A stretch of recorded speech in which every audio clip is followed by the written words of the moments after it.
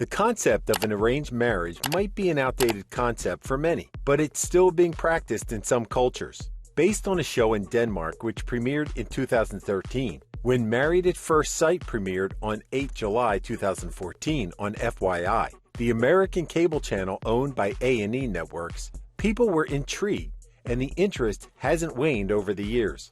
The reality television series featured single people who agreed to be matched by a panel of experts based on science. Complete strangers would marry and then decide after several weeks if they wanted to stay married or to divorce. Viewers couldn't help but wonder if the couples in the show stayed together for long after the cameras stopped filming. All marriages require a leap of faith to some extent, but to marry someone the first time one laid eyes on the person was perhaps taking it a bit too far. In Married at First Sight, the bride and groom met for the first time as she walked down the aisle, metaphorically or literally, and the groom waited with their families and friends witnessing the moment. They didn't know anything about each other except for the ring size. The idea might sound insane, but thousands applied to be part of the show, whether they wanted to find true love or just become famous, or even infamous, is anyone's guess. Some had applied while others were scouted in mixers, bars, and from dating sites by the casting team. Not just anyone could be a groom or bride, as the selection process was quite intense. Applicants had to fill out a questionnaire that would include all the details of their lives, including past relationships. Potential participants were interviewed and invited to what the producers called gender-specific workshops, in which they learned what the show was all about and what would be required of them to qualify. The executive producer, Chris Colin, helped run this with experts such as Dr. Logan Levkoff, clinical psychologist Dr. Joseph Salona, spiritual advisor Greg Epstein, and sociologist Dr. Peter Schwartz. Of note, except for the latter, the only female on the panel, the experts were replaced after season 3. Those participants who wished to proceed were further whittled down after extensive background checks and psychological evaluations were done. According to the executive producer, the initial casting process took about 6 months, and the final casting process was done within 4 to 6 weeks. Experts played matchmaker based on the data collected, but they had to admit that there were no guarantees, as it wasn't an exact science. The couples might look good on paper, but there was no telling how they would react in reality and in front of the cameras. The producers deemed the show as some kind of social experiment. Any subsequent union was legally binding, and the couple would spend their wedding night together, although of course it was up to them if they wanted to consummate their marriage or not. It was followed by a honeymoon, and then moving in together so they could live as husband and wife. After 5 to 8 weeks, they had to decide if they wanted to spend the rest of their lives together or go their separate ways. Turning to family or friends for sound advice, or as a sounding board, could be of immense help to the couple. And throughout their journey, experts were there to help, especially when it comes to resolving the issues that came up.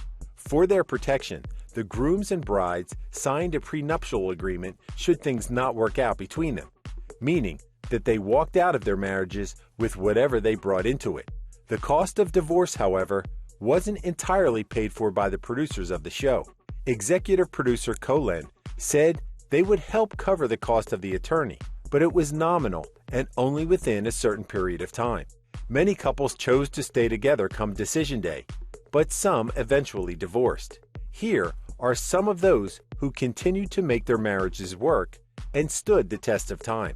In season 1, Jamie Otis, a 27-year-old registered nurse, and Doug Hayner, a 31-year-old software salesman, were matched for having similar personalities and for sharing core values. On their wedding day, she was scared as she walked down the aisle, thinking she had made the worst decision of her life, while Doug was clearly smitten, as he couldn't take his eyes off her. The word honeymoon freaked her out, so they agreed to call it a vacation.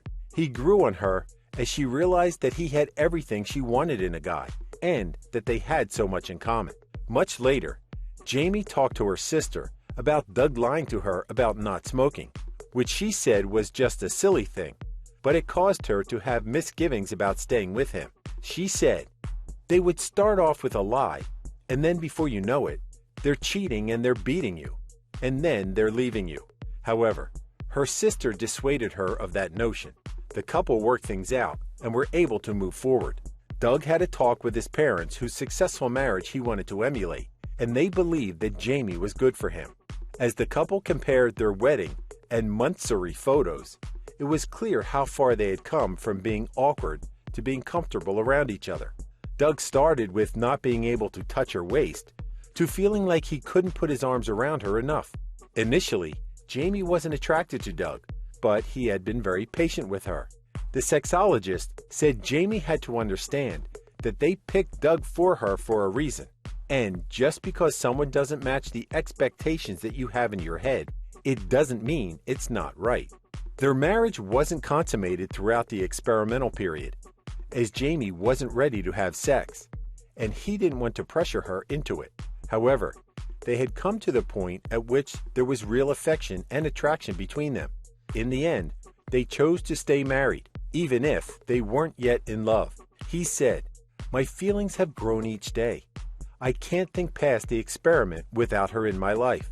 She said, "I hope that we can fall in love, stay married, have babies, and that perfect little family." Jamie had finally found the right guy for her, after failing to do that when she joined the 16th season of The Bachelor in 2012, and the 3rd season of Bachelor Pad that same year. The success of the FYI TV series spawned the spin-offs Married at First Sight, The First Year, and Married Life, which chronicled the daily lives of the couple, as well as Jamie and Doug +1, as they became parents. Sometime after the hit show, they renewed their wedding vows and now have 2 children, Henley Grace, born in 2017, and Hendrix Douglas, born in 2020. Building a family of 4 didn't come easily, as Jamie had 2 miscarriages, one at 17 weeks gestation in 2016 and one at 10 weeks in 2018. In 2020, she suffered from postpartum depression, and it affected their marriage, as she revealed not wanting to have sex. Jamie said that it wasn't because she didn't love her husband or wasn't attracted to him, but because she's not attracted to herself. "I don't feel sexy. I don't feel hot. I'm anxious. I'm insecure," she said. She was grateful to Doug, who didn't give up on her. Working on the relationship meant simplifying their lives, so they moved into an RV. Ashley Petta, a 30-year-old manager of her family's bar and grill, thought that at her age she would already have a couple of kids, but no such luck. Her biggest fear was never finding the right person for her. Marrying a stranger might be scary, but it could also be worth it, as the best-case scenario would be finding the love of her life and living happily ever after. Anthony D'Amico, a 33-year-old marketing executive, was tired of the dating scene and wanted to start a family and be a young dad. They were both excited to hear that the experts found a match for them in Season 5. The basis was that since they both came from big Italian families, it would provide them with a good starting point. On their wedding day, he gave her candied almonds for good luck, while she gave him a couple of football tickets. They allowed themselves to fall in love during their time together, but never actually told each other that, and it created tension, particularly around the time when Decision Day was just around the corner. She was quick to decide, and although it's not always the right one, she saw no point in delaying things.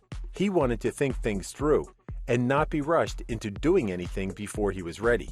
Fortunately, their differences didn't negatively affect how they felt toward each other, and on Decision Day, they professed their love and chose to stay together. They have been living happily together, now with their kids, Mila Rose, born in January 2019, and Veda Marie, born in February 2021. From Season 6, 29-year-old cosmetologist Shawniece Jackson married Jephte Pierre, a 26-year-old 2nd grade school teacher. They were matched as they were both the eldest child from a big family, so it would be easier for them to understand one another. Both wanted to find someone they could lean on. He said he couldn't be happier when he saw her, as she looked amazing and had a great smile, while she's also glad that he's handsome and had a baby face. Shawniece, with her goofy side, helped him warm up to her. Although he was physically attracted to her, he was shy about showing affection during their first photo shoot and wedding reception, especially since his mother was there. Shawniece said that each day brought her closer to her husband, but sometimes felt that he closed her out, and this was making her feel that she wasn't worth it. Although the whole experience made him open up a little bit more, it also made him think that he's unsuited to be a husband. He felt that they had had sex when he wasn't emotionally ready, but didn't tell her because he didn't want to hurt her feelings. He said the sex didn't bring them closer. They said some things that hurt, and it caused them to have doubts if their relationship was still worth fighting for. Jephte said that she's everything he could see himself being with, but he had yet to fall in love with her. However, she had already fallen for him. Despite what happened and what was said between them, they still decided to stick it out. Jephte said that this was the best decision he had made. Their first child, Laura Denise, was born in 2018. The relationship wasn't smooth sailing, and they even went their separate ways for a while after she discovered she was pregnant, as it seemed that they weren't a married couple. In the end, they found their way back to each other's arms, and Jephte proposed to her with a 3-stone ring for their 3rd anniversary. Danielle Bergman was a 30-year-old software saleswoman, passionate about taking care of dogs, particularly those that were about to be euthanized. She was ready for a commitment and was looking for a polite Southern gentleman who wanted to provide for a family, so joined Season 5. The experts believe that 27-year-old construction project manager Bobby Dodd was perfect for her. He was ready to find love and wanted a relationship similar to that which his parents had. They were matched because they were exactly what the other was looking for. His first thought upon seeing her was that she was gorgeous with her baby blue eyes and figure. Bobby said that the best thing about this social experiment was that he was able to be himself from day one. It made him feel happy and secure that she was so accepting of him and enjoyed him for the person that he was. He told her that he loved her, and the whole 8 weeks of being with her was the absolute best time of his life. On decision day, he got down on one knee and proposed to her with a ring, saying he wanted to spend the rest of his life with her. She said yes, and finally told him that she was completely head over heels in love with him, and that this was the best thing that ever happened to her. They now have 2 kids, Olivia Nicole, born in 2019, and Bobby Dodd IV, born the following year. From Season 8, financial consultant Stephanie Surson, 35, tied the knot with 37-year-old A.J. Vollmoeller, president and CEO of a staffing and recruiting company. She was desperate to find the love of her life, as she had past issues with guys cheating on her and had no time for games. She was successful professionally, but felt that it didn't mean anything, as she didn't have someone to share it with. He was lonely and tired of being alone, doing things on his own. They were compatible in many ways, and the experts believe they would have fun together. Both their parents had been married for a long time, and it was what they wanted as well. On their wedding day, AJ said that before he knew anything about her, he already felt a connection between them upon seeing her for the first time as she walked down the aisle. He told her things about himself and hoped that she was fine with his dorky side. She found his enthusiasm cute, and they seemed to be hitting it off when they shared their first drink as a married couple. She couldn't wait to experience how they were going to fit into each other's lives. AJ said that life without Stephanie had become a distant point, and he would be devastated if things didn't work in his favor. Actually, their favor. He was grateful that she could be flexible in dealing with him. He said that whenever he saw her getting frustrated, his focus turned to making her feel better, even if he was not doing well himself. On decision day, he chose to be with her for the rest of his days, and she felt the same way. She was optimistic about her future with him by her side. They loved each other the way they needed to be loved. Their marriage is still going strongly, and on their 3rd anniversary in 2021, AJ surprised her with a proposal, and she couldn't be any happier. The successful stories in Married at First Sight proved that the experts could indeed help people find someone they could love, but only if they were willing to put themselves out there and work on their marriages, which might sound obvious, but which experts say is all too often lacking in relationships.